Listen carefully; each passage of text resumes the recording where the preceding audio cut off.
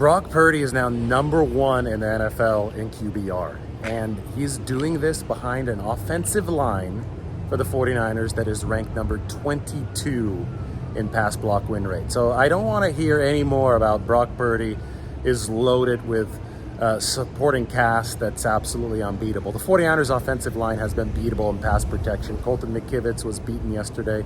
Spencer Burford hasn't been good in pass protection at right guard. Jake Brendel's regressed this year.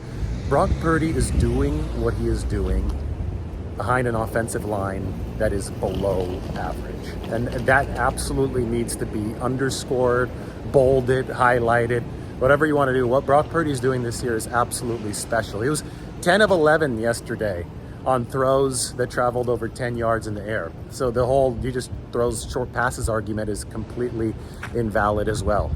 I think it's time, as we leave Jacksonville here, it is time to appreciate the year that Brock Purdy is having, because it was good even in the losses. It wasn't perfect in the losses, but you see yesterday what complimentary football, what a good game script does for any quarterback. But you know, for Brock Purdy, the good game script is something that he can play along well with because he's a team quarterback. He executes the system, and that's the job of every quarterback in the game, from Patrick Mahomes on down to the quarterbacks who aren't good. That's their job.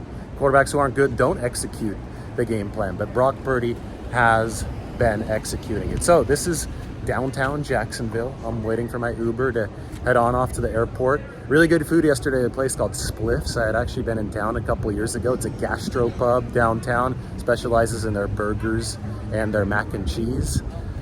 The weather wasn't good over my 36 hours in town. Normally you see the sun when you're in Florida. Didn't see the sun, but palm trees, and I guess this used to be a post office downtown.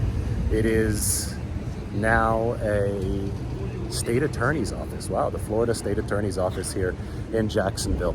Saw a neighborhood called San Marco, had an acai bowl. That's all I have to say about Jacksonville. The stadium was old. I'm going to do city rankings at the end of this 2023 journey. We still have to head, 49ers have a game in Seattle, game up in Washington, D.C. So we'll do the city rankings.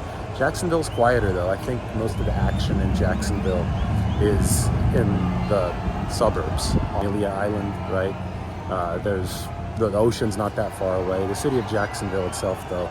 Downtown, obviously you have Spliffs. We'll give that gastropub a good rating. But we'll move on to the next city, which is a home game for the 49ers next week against Tampa Bay. 49ers are 10.5-point favorites against the Bucks. And you know, the next two games, speaking of Brock Purdy, number one QBR, I think he's got 17 games under his belt, the full season, including the playoffs. So I'm going to have to calculate the stats between this season and last season for Brock Purdy. But this journey started against the Dolphins last year when he filled in for Garoppolo. But Purdy's first start was against the Tampa Bay Buccaneers, followed by a Thursday night game at Seattle. Same exact two-game stretch for Brock Purdy is coming up here. At versus Tampa Bay on Sunday, and then at Seattle Thursday night. He's number one in QBR. Do not let anything take credit away from Brock Purdy, because what he has been doing so far is awesome.